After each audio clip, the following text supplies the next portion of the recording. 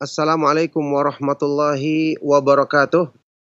Innal hamdalillah nahmaduhu wa nasta'inuhu wa nastaghfiruh wa na'udzu billahi min syururi anfusina wa min sayyiati a'malina.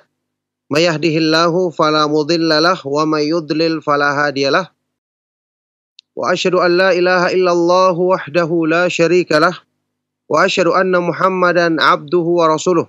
Allahumma salli wa sallim wa barik ala nabiyyina Muhammad wa ala alihi wa sahbihi wa man tabi'ahum bi ihsanin ila yaumiddin, amma ba'du.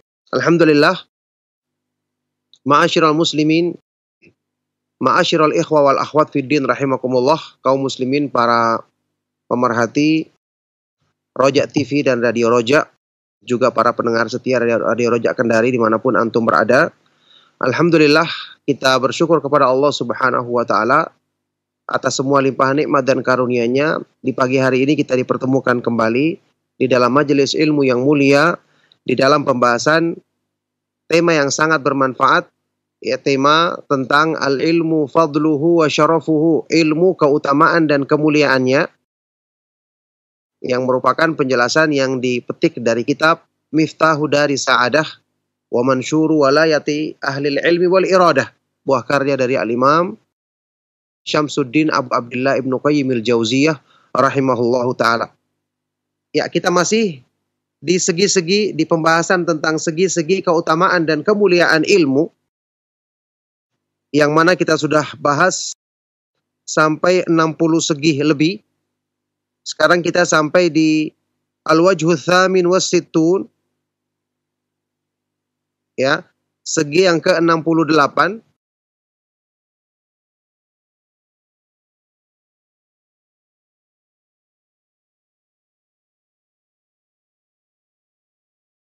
Segi yang ke-68 di sini diberi judul Al-ilmu wa fadluhu wa bayanu madarikihi.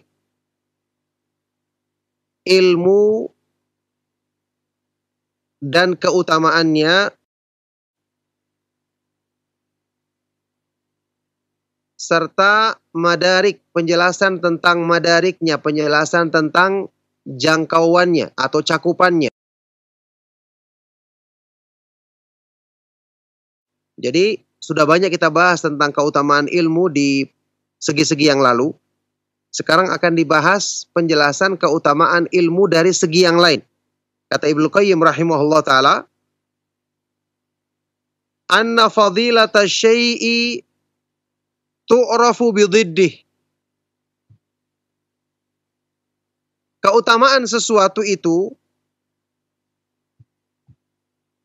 bisa kita kenal dari kebalikannya. Jadi kalau ada satu sifat yang dicela di kalangan manusia, berarti kebalikannya mesti sifat terpuji. Sekarang kalau kita mengatakan orang itu bodoh, apakah ini berarti pujian atau celaan? Pasti celaan, iya kan? Orang bodoh saja marah kalau dibilang bodoh, padahal benar-benar dia bodoh. Ini menunjukkan bodoh itu adalah celaan, bukan sifat terpuji. Sampai pun dalam semua bidang ilmu, orang yang dikatakan tidak faham atau orang yang bodoh, ini merupakan perkara yang tercela. Nah, kata Ibnu Qayyim, jadi anna fadilata syai' tu'rafu bididdih. Keutamaan sesuatu bisa dikenal dari lawan atau kebalikannya.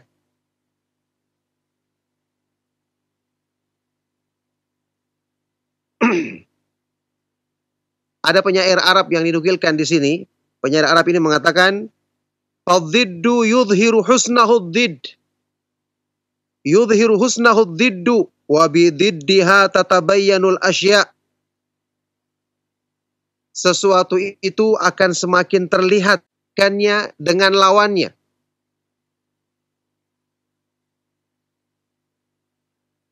Wa bididdiha tatabayyanul asya, dan dengan kebalikan atau lawannya, segala sesuatu itu akan semakin jelas.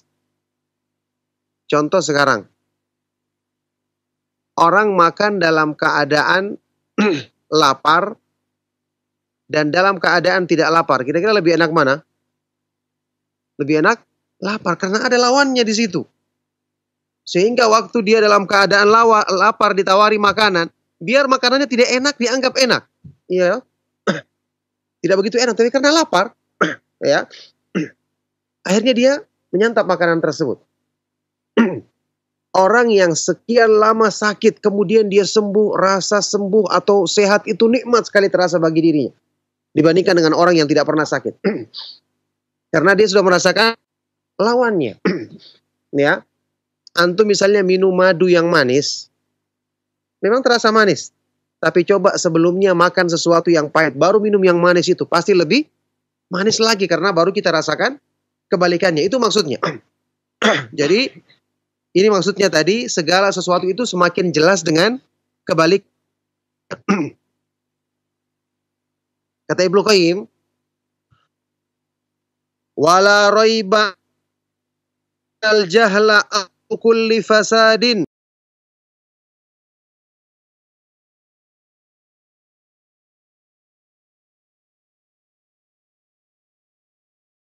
Tidak ragu lagi bahwa kebodohan adalah pangkal dari segala kerusakan. Kebodohan adalah pangkal dari segala kerusakan.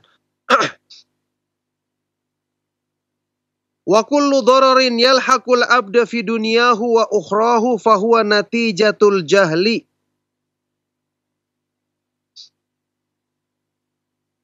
Dan semua keburukan yang menimpa seorang manusia di dunia, dalam urusan dunia dan akhiratnya, semua keburukan yang menimpa seorang manusia dalam urusan dunia dan akhiratnya, itu adalah buah dari kebodohan, ketidaktahuan.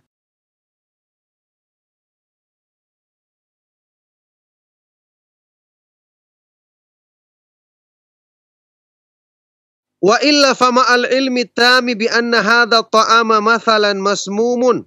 Man akalahu qatta'a am'a'ahu fi waqtin muayyanin la yukdimu ala aklihi. Saya berikan contoh di sini kata Ibnu Qayyim, ya. Karena misalnya kalau orang punya pengetahuan tentang satu makanan misalnya, makanan itu beracun, bahkan bisa menyebabkan rusak organ dalam tubuhnya di waktu tertentu, kalau dia yakin dan dia tahu, dia tidak akan mengkonsumsi makanan tersebut. Dia tidak akan mengkonsumsi makanan tersebut. Ya. Wa in kuddira annahu aqdama alaihi lighalabati jau'in aw istijali wafatin fahuwa li'ilmihi faqati akilihi limaksudihi alladhi huwa ahabbu ilaihi minal adzabi bil ju'i aw bi ghairihi. Kalaupun seandainya dianggap dia tersebut mungkin karena kelaparan yang sangat, atau dia memang ingin bunuh diri sehingga makan makanan beracun, ada juga orang yang melakukan hal tersebut, ya. Itu bukan karena kejahilannya, tapi karena dia mengetahui makanan itu sesuai dengan tujuannya. Yang tujuan ini lebih dia sukai daripada, ya, penderitaan yang dirasakannya dengan kelaparan atau hal yang lainnya. Yang jelas, ya, ini menunjukkan kepada kita bahwasanya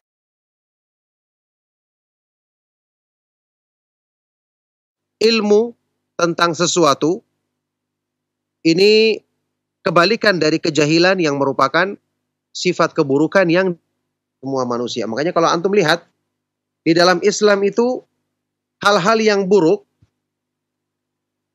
dinisbatkan dengan kejahilan. Contohnya zaman jahiliyah. Apa artinya zaman jahiliyah? Zaman kebodohan karena jahil. Sampai-sampai dalam Al-Quran Allah subhanahu wa ta'ala ketika menyebutkan larangan misalnya bagi kaum perempuan untuk berhias, tidak memakai hijab yang syar'i, disebutkan apa? Wa qarna fi buyutikunna wa la tabarrajna tabarrujal jahiliyatil ula. Hendaknya kalian menetap di rumah-rumahmu, wahai perempuan, dan janganlah kamu berhias atau bertingkah laku berdandan seperti kebiasaan wanita-wanita jahiliyah terdahulu. Dan banyak disebutkan di dalam ayat-ayat Al-Quran perintah untuk ya fasda bima tu'mar wa a'rid 'anil jahilin, berpalinglah dari orang-orang yang jahil, sampaikanlah terang-terangan perintah yang diperintahkan kepadamu dan berpaling dari orang-orang jahil. Jadi orang-orang jahil itu tidak perlu digubris. Ya, karena kita menggubris mereka itu bukan cuma mendatangkan keburukan, ya, bahkan tidak mendapatkan keutamaan dalam agama. Ini orang-orang yang jahil. Tidak diperintahkan untuk kita lawan, berpaling dari mereka. Itu banyak disebutkan dalam Al-Quran. Allah Subhanahu wa Ta'ala waktu menyebutkan sifat-sifatnya ibadur Rahman,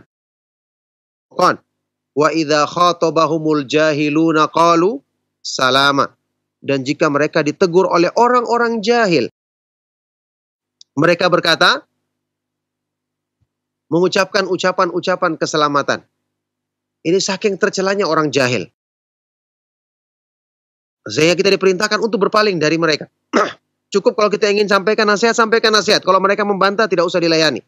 Berpaling dari mereka, ucapkan ucapan keselamatan. Ini menunjukkan kepada kita tentang keutamaan dan kemuliaan ilmu, karena ilmu adalah lawan dari kejahilan yang merupakan asal dari semua keburukan dan kerusakan. Baik. Segi berikutnya, al-wajhu at-tasi'u was-sittun, segi yang ke-69.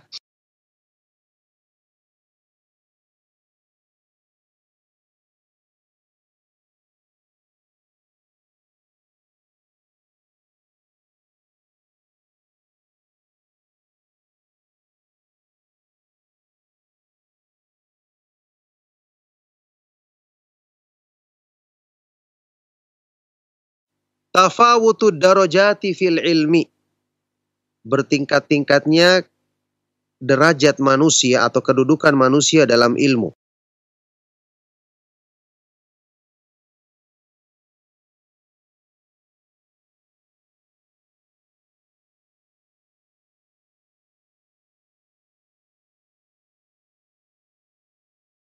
Segi yang ke-69, kata Ibnu Qayyim rahimahullah ta'ala, Anna Allah subhanahu wa ta'ala fawata bainan naw'il insani a'zama tafawutin yakunu bainal makhlukina.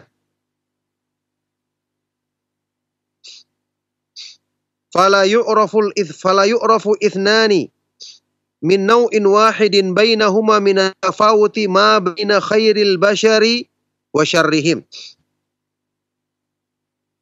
Allah Subhanahu wa Ta'ala menyebutkan perbedaan tingkatan dari jenis manusia. Ya, ini manusia sendiri berbeda tingkatannya dengan perbedaan yang sangat besar dibandingkan makhluk-makhluk yang lain.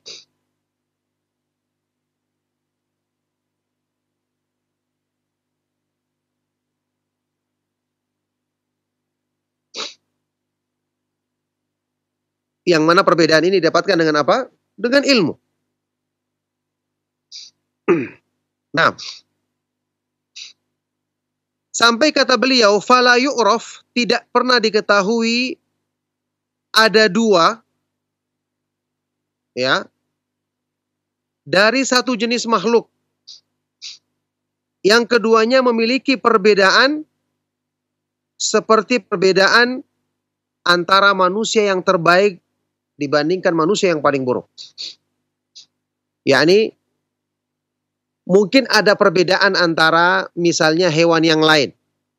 Satu kambing dengan kambing yang lain, satu sapi dengan sapi yang lain, atau mungkin binatang satu dengan yang lain dari jenis yang sama, ada perbedaan. Tapi tidak seperti perbedaan antara jenis manusia yang terbaik di antara mereka dengan yang paling buruk. Dan ini yang membedakannya adalah sesuai dengan tingkatan ilmu yang ada pada diri mereka. Ilmu yang bermanfaat yang mereka miliki. Nah, kata beliau di sini, Fallahu subhanahu khalaqal malaikata uqulan bila syahwatin wa khalaqal hayawanati dzawati syahwatin bila uqul. Allah Subhanahu wa taala menciptakan para malaikat,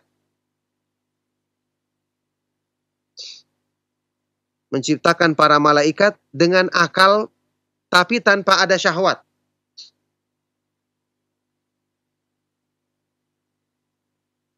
Mereka berakal tapi tidak punya syahwat. Sementara Allah menciptakan hewan atau binatang punya syahwat tapi tidak berakal.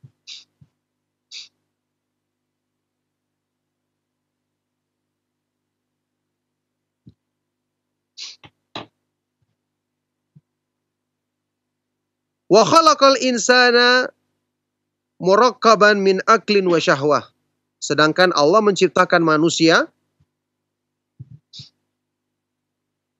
ya, Allah Subhanahu wa taala menciptakan manusia yang murakkab, tersusun dari dia ada memiliki akal dan syahwat.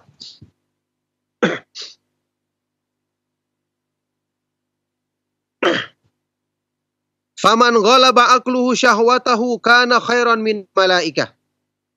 Maka siapa saja di kalangan manusia yang akalnya bisa mengalahkan syahwatnya, maka dia lebih utama dibandingkan malaikat. Akal artinya memahami dengan hati. Ya. Akal itu beda dengan pikiran. Akal itu memahami petunjuk Allah Subhanahu wa taala dengan hati. Barang siapa yang akalnya mengalahkan syahwatnya, maka dia lebih baik daripada malaikat. Dan sebaliknya, barang siapa yang syahwatnya mengalahkan akalnya, maka dia lebih buruk daripada binatang.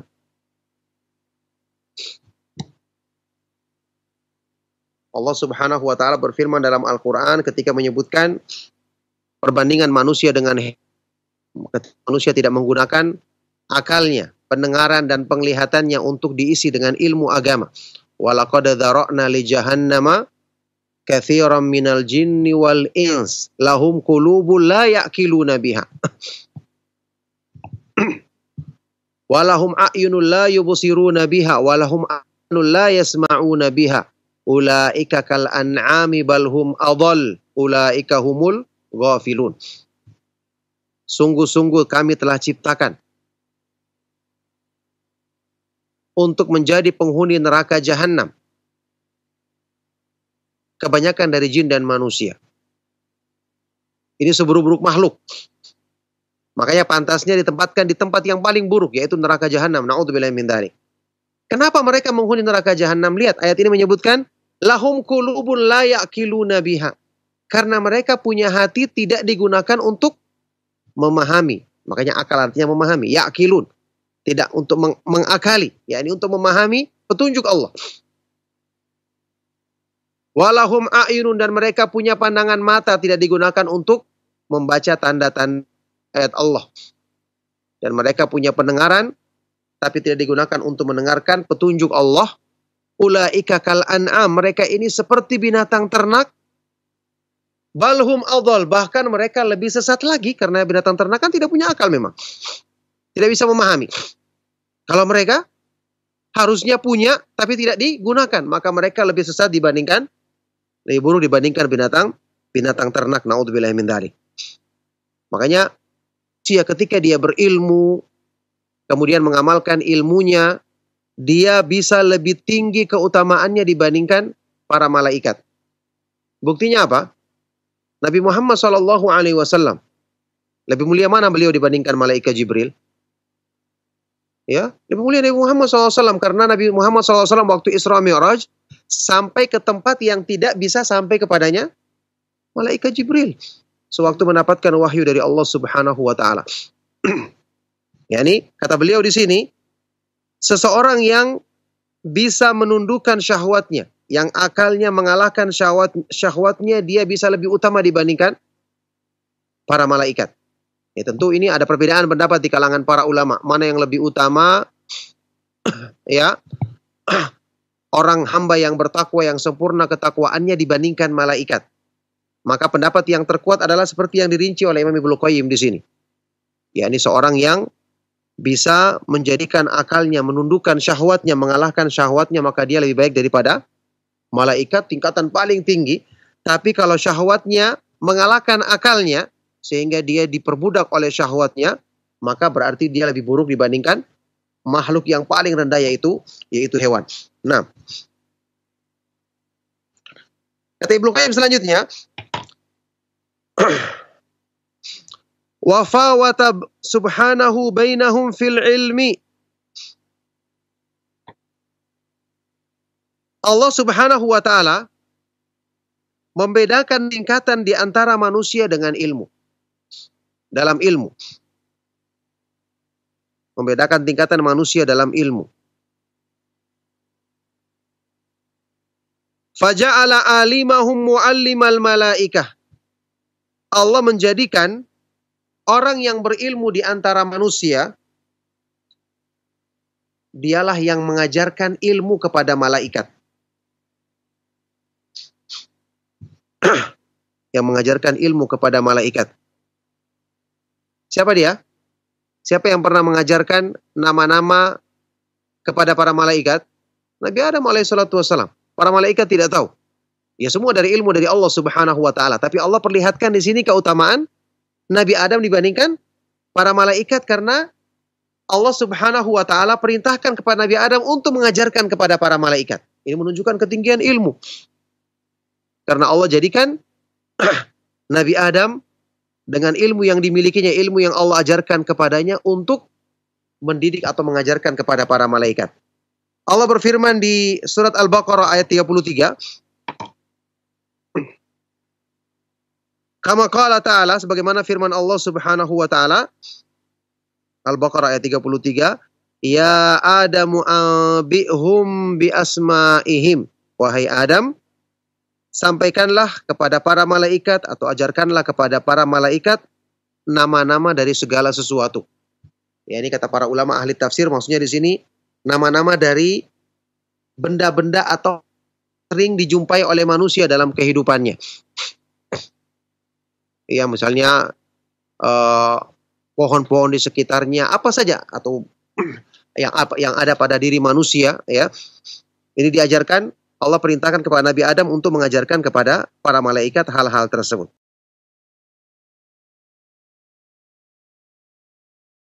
Kata Ibnu Qayyim, wa tilka martabatun la martabata fauqaha. Ini adalah kedudukan yang tidak ada kedudukan lagi di atasnya. Karena menjadi pengajarnya malaikat.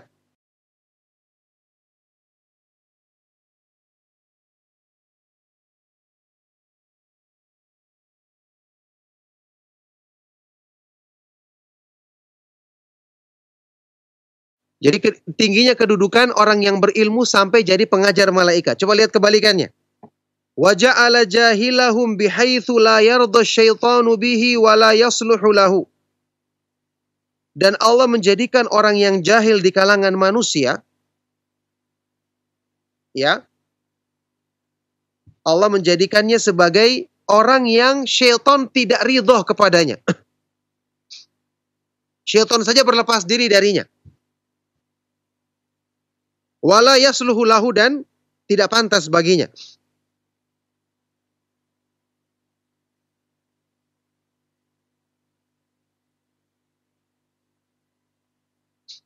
Kama qala syaitanu li jahilihimul ladzi, yang diucapkan oleh syaitan kepada orang yang jahil yang mengikutinya untuk berbuat kufur, yang mentaatinya dalam kekafiran, di dalam surat Al-Hasyr ayat ke-16. Ya, bagaimana bunyinya?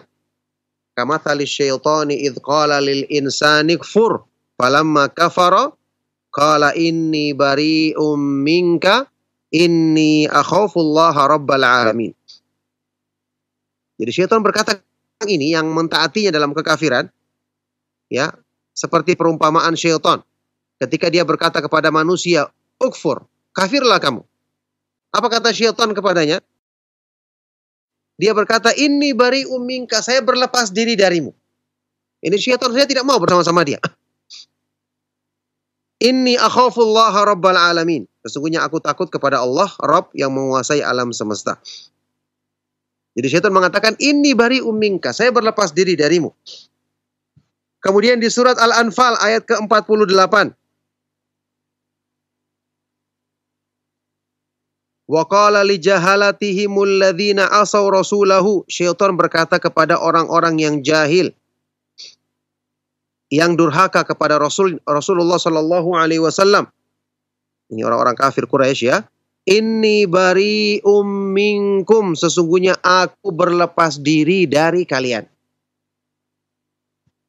Ya, ini syaitan yang menjerumuskan, tapi syaitan juga berlepas diri dari mereka. Saking rendahnya kedudukan mereka ini. Ya, na'udzubillah min dzalik. Nah,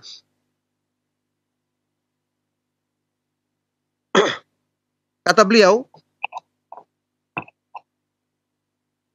alillahi ma'a tafawuta baina syakhsain. Ya, maka sungguh demi Allah, alangkah besarnya perbedaan tingkatan antara dua manusia ini. Adam alaihissalatu wassalam, ahadihima yang pertama, tasjudu lahul malaikatu wa tu'allimuha mimmallahu allamahu. Nabi Adam sampai malaikat sujud kepadanya sebagai penghormatan, tentu saja, bukan sujud ibadah. Ya, karena di zaman tersebut diperbolehkan hal tersebut. Tentu dalam Islam ini tidak diperbolehkan karena ada hadis yang melarangnya. Yang pertama Nabi Adam, malaikat sujud kepadanya, wa yu'allimuha, dan Nabi Adam mengajarkan kepada malaikat ilmu yang Allah ajarkan kepada beliau. Sedangkan orang yang kedua, wal akhar la yarda syaitanu bihi waliyan. Syaitan tidak ridha untuk menjadikannya sebagai walinya, sebagai orang yang dekat dengannya. Ya, ini orang yang kufur, orang yang durhaka kepada Rasulullah SAW. Syaitan tidak ridha karena rendahnya kedudukan orang tersebut. Jadi kita lihat perbedaan yang menunjukkan ilmu menjadikan manusia menempati kedudukan yang sangat tinggi. Sementara kejahilan itu menjadikan manusia menempati kedudukan yang sangat rendah. Baik. Wa hadha tafawutul azimu innama hasala bil ilmi wa thamratihi. Perbedaan tingkatan yang sangat besar ini hanya didapatkan dengan ilmu dan buah daripada ilmu. Hanyalah bisa didapatkan dengan ilmu dan buahnya.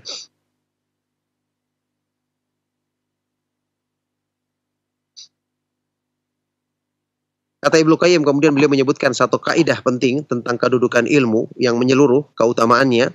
Apa kata beliau? Walau lam yakun fil ilmi illal qurbu min rabbil alamin wal iltihaku bi alamil malaikati wa suhbatil mala'il a'la lakafa bihi fadlan wa syarafa. Seandainya tidak ada keutamaan ilmu selain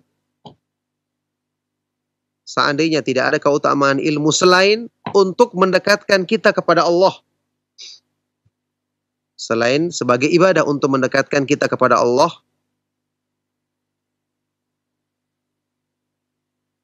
waliltihaku bi'alamil malaikah, dan menjadikan kita mencapai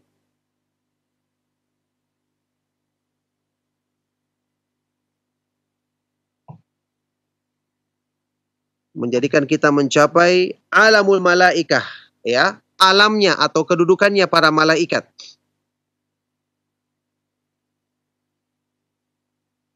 Serta atil mala'il a'la, menyertai makhluk-makhluk Allah yang paling tinggi. Yani kalau tidak ada keutamaan ilmu kecuali tiga ini saja, lakafa bihi fadlan wa syarafan. Cukuplah ini sebagai keutamaan dan kemuliaan. Seandainya cuma tiga ini saja, keutamaannya besar dan kemuliaan yang sangat tinggi. Fakaifa wa izzud dunya wal akhirati manutun bihi masyrutun bihusulih. Maka bagaimana lagi jika dikatakan semua kemuliaan dunia dan akhirat? Maka bagaimana lagi jika dikatakan semua kemuliaan dunia dan akhirat manutun terkait dengan ilmu, wa masyrutun bihusulihi, dan tergantung dari bagaimana kita bisa mendapatkan ilmu tersebut. Jadi bukan cuma sekedar sebagai ibadah untuk mendekatkan kita kepada Allah, bukan hanya sekedar menjadikan kita bisa mencapai kedudukan yang tinggi seperti kedudukan para malaikat, bahkan semua keutamaan dan kemuliaan dunia dan akhirat terkait dengan ilmu ini, ya, tidak akan kita dapatkan kecuali dengan kita mempelajari ilmu agama yang mulia ini. Oleh karena itulah, ini juga tentu menjadikan motivasi bagi orang-orang yang beriman, ya, bagi para penuntut ilmu, bahwa kemuliaan yang Allah Subhanahu wa taala berikan dari orang-orang yang menuntut ilmu adalah telah terlebih dahulu ditempuh oleh orang-orang yang mulia, para nabi dan para rasul alaihi wassalatu wassalam, kemudian para sahabat radhiyallahu taala anhum ajma'in, ya. Setelah itu para ulama ahlus sunnah wal jamaah yang mengikuti jalan mereka dengan kebaikan. Makanya ini jelas keutamaan yang sangat besar sekali. Barakallahu fikum. Insyaallah dari dua segi keutamaan ini saya cukupkan pembahasan kita di kesempatan pagi hari ini. Ya, kita beri waktu bagi para pendengar atau para pemerhati Roja TV, Radio Roja yang ingin bertanya. Semoga apa yang kita kaji dan kita bahas bermanfaat untuk kebaikan dunia dan akhirat kita. Mohon maaf atas segala yang salah dan kurang. Sallallahu wasallam wa barak ala nabiyina Muhammad wa ala alihi wa sahbihi ajma'in. Walhamdulillahi rabbil alamin. Silakan kalau ada pertanyaan. Nah, Ustaz. Jazakallah khairan, barakallahu fiik atas materi yang telah disampaikan Ustaz di kesempatan pagi hari ini. Dan untuk selanjutnya, ikhwatal Islam, a'azani Allah wa iyyakum, kita akan membuka sesi interaktif soal jawab bagi Anda yang ingin bertanya dalam rangka memperdalam materi yang telah disampaikan oleh Ustadz. Kami buka layanan pertanyaan. Ya, silakan. Halo, assalamualaikum. Waalaikumsalam warahmatullahi wabarakatuh. Dengan siapa Bapak dan berada di mana? Dengan Pak Nanang di Lampung, Pak Ustadz. Pak Nanang di Lampung. Silakan Pak Nanang. Ini berkaitan dengan masalah masbuk ya Pak Ustadz. Apa namanya? Seseorang tertinggal dikatakan masbuk itu kan ada.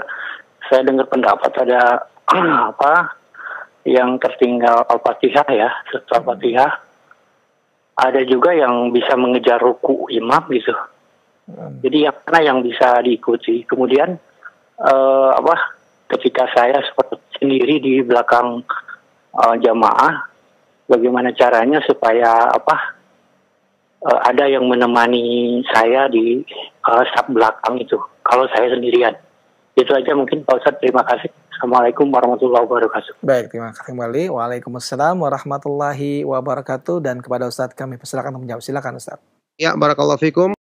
Pertanyaan bermanfaat dari Bapak Nanang tadi ya, yang ada di Lampung. Semoga Allah Subhanahu wa taala senantiasa melimpahkan kebaikan kepada beliau dan keluarganya, juga untuk kita semua. Ya, tadi yang saya pahami ada dua pertanyaan ya. Yang pertama, seseorang yang dikatakan masbuk. Mungkin tadi maksudnya masbuk yang mendapatkan rakaat bersama imam. Apa batasannya? Begitu ya. Apakah kalau dia ketinggalan Al-Fatihah berarti dia tidak dapat lagi? Jawabannya ini tidak ada dalilnya. Kalau sampai batasannya adalah Al-Fatihah. Ya. Yang ada dalilnya dalam beberapa hadis yang sahih, seperti yang disebutkan dalam hadis riwayat Abu Bakrah radhiyallahu taala anhu dan yang lainnya, beberapa di antara sahabat dan juga dari sabda Rasulullah sallallahu alaihi wasallam adalah yang sahih yang menyebutkan bahwa batasannya adalah kalau kita mendapatkan ruku yang sempurna bersama imam. Jadi kalau kita masih mendapatkan ruku yang sempurna, sempurna itu artinya waktu kita ruku imam tidak langsung berdiri. Kalau ini berarti tidak dapat namanya karena tidak sempurna. Waktu kita ruku imam masih ruku, itu maksimal. Tentu kalau imam berdiri lebih-lebih lagi kita dapat. Kalau kita masih dapatkan ruku, maka kita bisa masih dapatkan terhitung rakaat tersebut. Seperti sahabat Abu Bakrah tadi, bahkan ketika dia datang sholat berjamaah di Masjid Nabawi, dia mendapati Nabi SAW sebagai imam dan para sahabat sedang ruku. Maka apa yang dilakukannya? Sebelum sampai di safnya dia ruku. Setelah itu dia berjalan sampai kemudian dia masuk. Sampai kemudian dia masuk. Ya. Setelah itu selesai sholat, Nabi SAW tidak menyalahkannya. Nabi SAW tidak menyalahkannya. Dan ini diperbuat oleh selain dari sahabat Abu Bakar. Dan ini termasuk sunnah. Asal jangan kita buru-buru. Kita lakukan, kita datang, kita ruku, kemudian kita jalan pelan-pelan untuk masuk ke dalam shaf. Itu dipraktekkan oleh beberapa orang sahabat. Meskipun kita anggap aneh, tapi ini ada hadisnya. Dan dipraktekkan oleh beberapa sahabat Nabi SAW. Makanya Asy-Syaikh Al-Albani rahimahullah ta'ala menjelaskan dari hadis-hadis ini dan banyak hadis-hadis sahih yang lainnya, menyebutkan bahwasanya orang yang mendapatkan ruku bersama imam, maka dia terhitung mendapatkan rakaat tersebut. Itulah yang disebutkan di dalam beberapa hadis yang sahih. Itu yang pertama. Yang kedua tadi pertanyaan mengenai orang yang sholat, dia di saf sendirian, bagaimana caranya dia mendapatkan teman? Ya, pertama, pembahasan ini sehubungan dengan sebuah hadis dari Rasulullah SAW yang diriwayatkan oleh Imam Ahmad dan yang lainnya, dinyatakan sahih oleh Syekh Al-Albani rahimahullah ta'ala, bahwa Rasulullah SAW bersabda, la salata liman shalla khalfas saffi wahdahu. Tidak ada salat bagi orang yang salat di belakang shaf sendirian. Ini berlaku untuk laki-laki. Kalau perempuan ada hadis yang menyebutkan boleh meskipun dia sendirian. Kalau laki-laki tidak boleh. Itu hukum asalnya. Nah, sekarang terjadi, ya, seseorang datang ke masjid, sholat berjamaah sedang ditegakkan, ternyata dia mendapati saf penuh. Ya, dia sudah berusaha cari, seandainya dia ada jalan untuk bisa sholat di sampingnya imam, ini kata fatwa sebagian ulama seperti Syekh bin Baz rahimahullah ta'ala mengatakan boleh, supaya dia tidak berdiri di belakang saf sendirian. Tapi ini kan belum tentu bisa, karena tembok terhalangi dan susah untuk, atau juga malah bisa mengganggu orang lain. Apa yang kita lakukan? Ada sebagian riwayat atau hal yang diriwayatkan dari Nabi SAW, kita bisa menarik orang ke belakang. Ini riwayatnya dhaif dan juga mengganggu orang. Ini tidak boleh kita lakukan karena ini tidak sahih riwayatnya. Ya. Kalau seandainya kita dapati orang yang datang bersama kita, misalnya di depan dia memaju di saf masih kosong, tapi kita sendiri, kita bilang sama orang tersebut, lebih baik temani kita saja karena ada perintah tidak boleh di belakang saf sendirian, ya. Ini daripada dia mengisi saf nanti kemudian kita sendiri, maka lebih baik kita tarik dia untuk bersama kita karena dia belum melaksanakan sholat. Sekarang bagaimana kalau kondisinya tidak ada sama sekali, kita lihat orang juga tidak ada, yang cuma kita sendirian terakhir, maka fatwa dari Syekh Al-Albani rahimahullah ta'ala, beliau mengatakan dalam kondisi seperti ini kita sholat sendirian saja karena itu sudah di luar kemampuan kita. Masuk dalam keumuman firman Allah Subhanahu wa ta'ala, la yukallifullahu nafsan illa wus'aha. Allah Subhanahu wa ta'ala tidak membebani seseorang kecuali sesuai dengan kesanggupannya. Dia tidak sanggup lagi. Dia sudah berusaha mencari celah di antara saf, semuanya rapat. Ya, sekarang kalau seandainya kebanyakan di masjid-masjid kan saf tidak rapat, maka dia bisa geser orang. Ketika dia dapati saf tidak rapat, maka dia minta pegang pundaknya orang supaya digeser agar dia bisa dapatkan, itu boleh. Kalau tidak rapat. Tapi sekarang kalau kondisinya safnya rapat, maka terpaksa dia berdiri di belakang sendirian, ya, karena ini kondisinya adalah kondisi darurat dan Allah Subhanahu wa ta'ala tidak membebani seorang kecuali sesuai dengan kesanggupannya. Itu fatwa yang saya pernah baca dari keterangan Asy-Syaikh Al-Albani rahimahullah ta'ala. Naam, barakallahu fikum. Naam Ustaz, wa fiik barakallah. Jazakallah khairan Ustaz atas jawaban yang telah Anda sampaikan. Demikian jawaban untuk Pak Nanang di Lampung. Mudah-mudahan dapat difahami dengan baik dan benar. Baik, untuk berikutnya kembali kami angkat pertanyaan telepon. Silakan.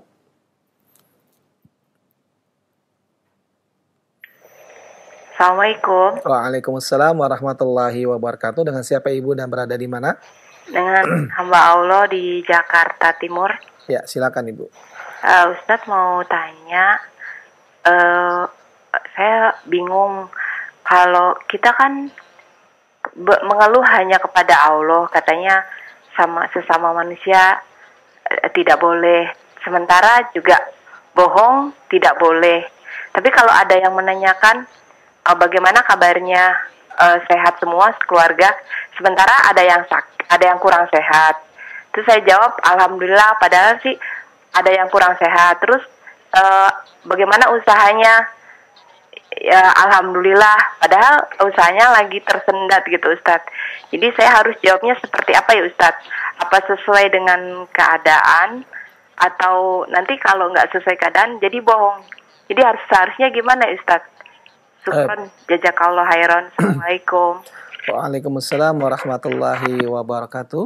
Wa jazakillah khairan. Dan kepada Ustaz kami persilakan tanggung jawab. Silakan Ustaz. Ya, barakallahu fikum. Pertanyaan yang sangat bermanfaat sekali dari ibu yang ada di Jakarta tadi. Semoga Allah Subhanahu wa taala senantiasa melimpahkan kebaikan dan rahmatnya kepada beliau dan kepada kita semua.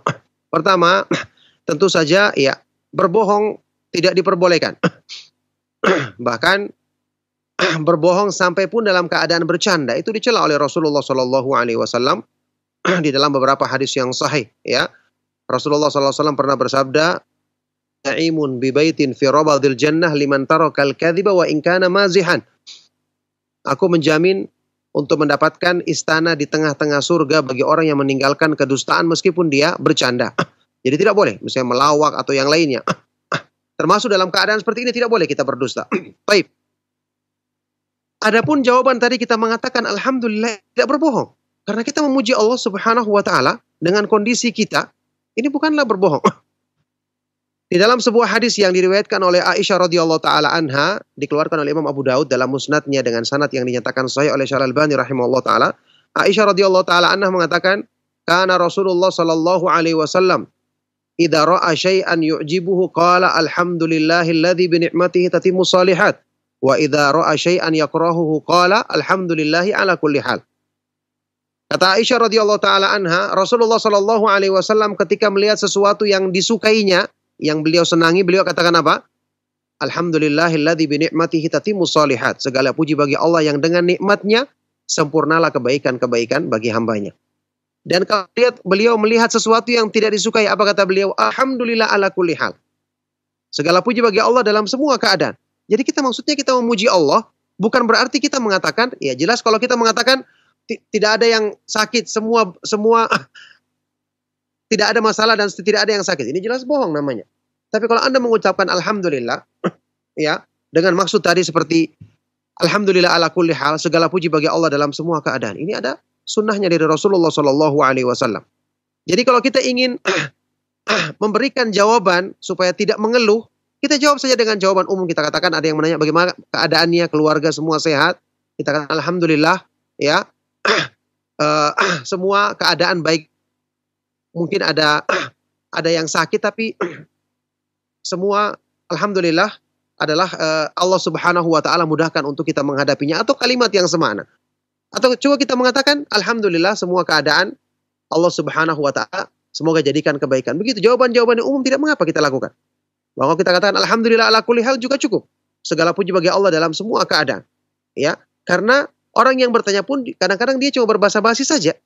Lagi pula kita memberitahukan kepada dia tentang satu kondisi, misalnya orang ini ya bertanya kepada kita dengan serius untuk menanyakan keluarga kita, apalagi mungkin dia ada hubungan dengan kita. Contohnya misalnya kita orang tua kita tanyakan tentang keadaan anak-anak kita atau keadaan cucunya. Kita katakan, oh ada yang sakit si fulan. Tidak mengapa, ini bukan berarti kita mengeluh kepada makhluk, supaya memberitahukan kepada kakek atau neneknya agar mereka mungkin dengan sebab itu dia akan bisa menjenguk cucunya atau bisa menghiburnya atau mendoakannya atau yang lainnya. Ini bukan termasuk mengeluh kepada makhluk yang dicela di dalam Islam. Ya. Jadi yang dimaksud dengan mengeluh yang dicela dalam Islam adalah kalau kita mengadu kepada makhluk dengan menyandarkan pengharapan kita kepada makhluk itu untuk memberikan kemanfaatan kepada kita atau menyembuhkan sakitnya misalnya. Ini yang tercela dalam Islam. Adapun sekedar informasi tentang ada yang sakit keluarga kita, kalau orang-orang yang bertanya membutuhkannya, ini tidak termasuk mengeluh yang tercela. Jadi jawaban-jawaban umum pun bisa kita lakukan kalau kita ingin memberikan jawaban kepada orang yang menanyakan, yang tidak perlu kita rinci dan tidak termasuk dalam mengeluh tadi seperti yang saya sebutkan tadi. Misalnya kita katakan alhamdulillah ala kulli hal, atau jawaban yang semakna dengan itu. Nah, barakallahu fikum. Ustaz Taufik barakallah, jazakallah khairan Ustaz atas jawaban yang antum sampaikan. Demikianlah jawaban buat ibu yang bertanya tadi, mudah-mudahan dapat difahami dengan baik dan benar. Ikhwatul Islam azani Allah wa iyyakum, masih dalam sesi interaktif soal jawab, dan bagi Anda yang ingin bertanya secara langsung Anda bisa menghubungi kami. Naam, silakan. Ya, silakan. Halo, assalamualaikum Ustaz. Waalaikumsalam warahmatullahi wabarakatuh. Dengan siapa ibu dan di mana? Dengan hamba Allah di Sumatera Utara. Ya, silakan ibu. Pertama, semoga Allah memberkahi Ustaz, keluarga semuanya, serta dalam melindungi kesehatan Allah.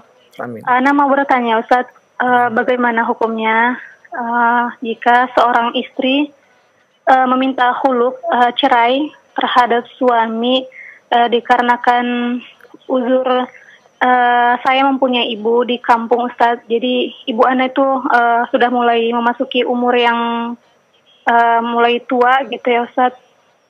Sementara saudara Ana yang lain pun berjauhan. Kita berjauhannya itu sampai beda provinsi gitu Ustadz. Dan kemudian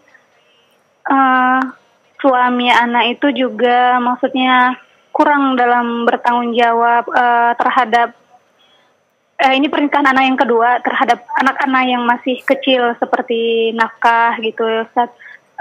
Peran sebagai suami juga tidak terlalu dilakukan gitu, dan keluarganya pun bahkan Ana pernah pulang ke kampung Ana dengan sendiri karena tidak diizinkan sama ibunya Ana diantar. Bagaimana Ustaz hukumnya? Apakah Ana boleh meminta khuluk karena ibu Ana tidak ada temannya dikarenakan takut ada apa-apa lah Ustaz, untuk berbaktilah intinya gitu Ustaz. Ya. Karena dia pun tidak mau kalau misalkan tinggal di rumah orang tua Ana. Baik. Cukup Bu ya. Itu aja. Ya. Itu aja Ustaz. Jazakallahu khairan wa barakallahu fikum. Waalaikumsalam warahmatullahi wabarakatuh. Wajazakallahu khairan. Dan kepada Ustaz kami persilakan. Silakan Ustaz. Ya, barakallahu fikum. Pertanyaan bermanfaat sekali dari ibu yang ada di Sumatera Utara. Semoga Allah Subhanahu wa taala memudahkan penyelesaian yang terbaik dari masalah yang sedang beliau hadapi, juga melimpahkan kebaikan dan rahmatnya kepada beliau dan kepada kita semua. 6. Pertanyaan tadi yang disampaikan ini membutuhkan ya fatwa ya dari dan ini berhubungan dengan keadaan beliau dengan suaminya dan juga keadaan yang menimpa ibunya tadi yang membutuhkan untuk ditemani olehnya.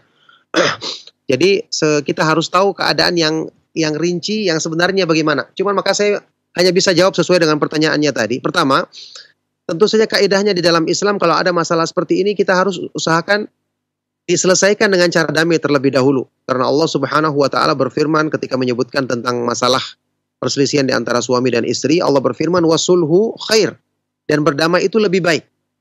Kalau bisa didekatkan keduanya, suaminya dinasihati supaya bertanggung jawab, membiayai anaknya yang anaknya dari suami yang pertama, lebih perhatian kepada keluarganya. Ini yang terbaik diusahakan. Kalau seandainya seperti itu keadaannya. Ya, itu hukum asalnya. Tapi kalau ternyata tidak bisa, ya, dengan pertimbangan lain juga, misalnya kalau cuma soal ibunya yang butuh ditemani, harusnya dia bisa ya mengajak ibunya untuk tinggal bersama dengan dirinya. Toh keluarganya yang lain juga jauh, dia bisa ajak ibunya untuk tinggal bersama dia dengan suaminya agar dia juga bisa merawat ibunya, tentu dengan seizin suaminya. Itu usaha yang terbaik untuk dilakukan, dan ini tentu lebih dekat dengan keridhaan Allah Subhanahu wa taala karena dia menjaga hubungan baik dengan orang tuanya juga dengan keluarganya sendiri. Cuman permasalahannya seperti tadi, kalau sampai terjadi seperti itu dan tidak bisa dinasihati, suaminya juga kurang dalam tanggung jawab, dalam masalah nafkah, kurang perhatian, ini saya jawab sesuai dengan pertanyaan ya, saya tidak tahu keadaan yang sebenarnya, alasan yang sebenarnya. Kalau seperti itu keadaannya, tidak memberikan nafkah dengan baik, tidak peduli juga dengan anaknya, ketika dia pergi juga tidak ditemani, hingga pergi seterusnya, maka kalau memang suami sampai melakukan hal yang seperti ini, ya nafkah adalah kewajibannya. Nafkah adalah kewajibannya. Kalau sang istri ini dia sudah punya anak bawaan yang dia tidak bisa nafkahi, sementara suami juga tidak bisa menafkahi dengan baik, ya, maka kalau seandainya dia pulang ke rumah orang, dia bisa melaksanakan semua itu dengan sebaik-baiknya, bisa mencukupi hal itu dengan benar, dia bisa dapatkan dengan dia menyertai orang tuanya. Untuk alasan seperti ini, ya tentu setelah dia memohon petunjuk Allah Subhanahu wa taala salat istikharah, insya Allah alasan seperti ini termasuk alasan yang dibenarkan secara syariat kalau memang keadaannya benar-benar seperti itu. Cuma nanti prosesnya untuk yang namanya khulu itu harus kita sampaikan ke pengadilan agama. Tidak boleh kita lakukan sendiri kecuali kalau suami langsung menyetujuinya sebagai talak biasa. Ya, istri mengajukan ke suami, ternyata suaminya mau menceraikan gara-gara ini, ya sudah, berarti jadi talak biasa, bukan khulu. Adapun kalau suaminya tidak mau, maka terpaksa dia mengadukan kepada pengadilan agama untuk melihat dalam kasus ini, maka biarkanlah pemerintah atau pengadilan agama yang memutuskan tentang hal ini karena mereka lah yang memiliki kekuasaan dalam masalah ini sebagaimana yang ditunjukkan di dalam dalil-dalil syariat. Itu yang saya ketahui. Wallahu taala alam bisawab. Nah, Ustaz, jazakallah khairan Ustaz, barakallahu fik atas jawaban yang telah antum sampaikan Ustaz. Dan berikutnya kembali kami angkat pertanyaan telepon. Ya, silakan. Halo. Ya. Assalamualaikum warahmatullahi wabarakatuh. Waalaikumsalam warahmatullahi wabarakatuh. Dengan siapa Bapak dan berada di mana? Dengan hamba Allah dari Bandung. Oh, silakan Pak. Barakallahu fik Ustaz. Ustaz, saya ingin bertanya mengenai ain, penyakit ain. Apakah zikir pagi dan zikir sore itu bisa menjadi penangkal ain, Ustaz? Itu aja mungkin, Ustaz. Ya, terima kasih Bapak. Jazakallahu khairan katsiran. Assalamualaikum warahmatullahi wabarakatuh. Waalaikumsalam warahmatullahi wabarakatuh. Wa jazakallahu khairan. Dan kepada Ustaz kami persilakan. Silakan Ustaz. barakallahu fikum, pertanyaan bermanfaat dari beliau tadi, Bapak yang ada di Bandung kalau nggak salah tadi. Semoga Allah Subhanahu wa taala senantiasa melimpahkan kebaikan rahmatnya kepada beliau, keluarga dan kepada kita semua. Iya, kata Rasulullah SAW, al-ainu haq. Ain itu adalah benar. Ya, apakah zikir pagi dan sore? Jawabannya, semua zikir-zikir perlindungan yang disyariatkan di dalam Islam, doa kepada Allah Subhanahu wa taala, zikir-zikir pagi, petang dan yang lainnya, zikir sebelum tidur dan bangun. Cuman permasalahannya, apakah semua orang yang membaca zikir tersebut mendapatkan keutamaan tadi? Kan tidak semua orang membacanya memahami kandungannya, atau waktu dia baca dalam keadaan khusyuk, merenungkan maknanya. Tidak semua orang membaca dalam keadaan yakin misalnya, sehingga pengaruhnya pun bisa berbeda-beda dari satu orang ke orang yang lainnya. Kalau zikir-zikir perlindungan kita yakin, ya, ini merupakan sebab Allah Subhanahu wa taala melindungi kita dari segala keburukan sebagaimana yang disebutkan di dalam sebagian dari zikir-zikir pagi dan sore misalnya. Cuman tadi kita kembalikan kepada orang yang membacanya, belum tentu dia dapatkan pengaruh tersebut karena tingkatan-tingkatan manusia dalam memahami, dalam konsentrasi, dalam khusyuknya, dalam keyakinannya, dalam perenungannya kan berbeda-beda terhadap zikir yang dibaca oleh orang tersebut. Itu permasalahannya. Oleh karena itulah ya, di dalam sunnah Rasulullah SAW, ain ataupun keburukan-keburukan yang lain kita berlindung kepada Allah dan darinya, dan dengan izin Allah kalau kita membaca zikir-zikir tersebut kita akan dilindungi. Ya, sebagaimana juga kita bisa membaca Al-Quran. Misalnya kalau orang yang kena ain, di dalam hadis yang sahih dari Rasulullah SAW disebutkan juga bahwa bekas wudhu atau bekas air yang menimpa badan orang yang mengenakan ain bisa juga dengan izin Allah untuk menyembuhkan orang yang kena ain. Cuma ini kan tidak mesti kita ketahui orangnya. Itu permasalahannya. Oleh karena itu, kita membaca zikir-zikir perlindungan itu dengan sungguh-sungguh, dengan keyakinan supaya kita insya Allah dapatkan manfaat dan pengaruhnya dengan izin Allah Subhanahu wa taala. Nah, barakallahu fikum. Nah, Ustaz, wa fiik barakallah. Jazakallah khairan Ustaz atas jawaban yang telah Anda sampaikan Ustaz. Dan untuk pertanyaan berikutnya, kami akan beralih ke pertanyaan pesan singkat Ustaz. Dari penanya kita Ustaz di Tangerang, beliau bertanya, Ustaz, apakah mengirimkan Al-Fatihah harus didahului dengan mengucapkan hadrati, kemudian summa ila ruh, hadrati lan nabi, kemudian summa ila ruh. Apakah ini diperbolehkan Ustaz? Dan mohon Ustaz berikan penjelasan Ustaz. Silakan Ustaz. Barakallahu fikum, pertanyaan bermanfaat sekali dari beliau yang ada di Tangerang ya. Jawabannya, cara-cara mengirim seperti ini atau mengirim-ngirim Al-Fatihah seperti ini tidak ada tuntunannya di dalam sunnah Rasulullah SAW, tidak pernah dilakukan oleh para khulafaur rasyidin, Abu Bakar As-Siddiq, Umar ibn Khattab, Uthman ibn Affan, Ali bin Abi Thalib radhiyallahu taala anhum, dan tidak pernah dilakukan oleh para sahabat yang lain. Tidak dituntunkan oleh para ulama kita. Ya, ini tidak ada dalilnya. Agama Islam yang kita pelajari, termasuk surat Al-Fatihah yang kita baca, yang pertama kali mengajarkan kepada kita adalah Nabi Muhammad SAW. Maka beliau akan dapatkan pahalanya tanpa perlu dikirim. Masuk dalam keumuman sabda Rasulullah SAW dalam hadis sahih riwayat Imam Muslim. Man dalla ala khairi falahu mithlu ajri fa'ilihi. Rasulullah SAW bersabda, barang siapa yang menunjukkan satu kebaikan, maka dia dapatkan pahala seperti orang yang mengerjakan kebaikan tersebut. Rasulullah SAW dapatkan pahala kebaikan dari umatnya tanpa perlu dikirim. Maka pengiriman-pengiriman seperti ini tidak ada dalilnya. Ya, dan tidak dianjurkan oleh para sahabat, tidak diperbuat oleh para sahabat, tidak juga mereka anjurkan, dan para ulama yang kita kenal berpegang teguh dengan sunnah Rasulullah SAW tidak mengajarkan atau menganjurkan melakukan hal yang seperti ini. Nah, barakallahu fiik. Nah, Ustaz Wafik barakallah, jazakallah khair Ustaz atas jawaban yang telah antum sampaikan Ustaz. Dan untuk pertanyaan berikutnya, kembali kami beralih ke pertanyaan melalui telepon. Ya, silakan. Halo, Assalamualaikum. Waalaikumsalam warahmatullahi wabarakatuh. Dengan siapa Bapak dan berada di mana? Ana Reza dari Cirebon. Silakan Pak Reza. Assalamualaikum Ustaz.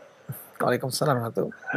Ya, izin bertanya, di kediaman Ana sekarang, kediaman Ana akan diadakan yasinan Ustaz untuk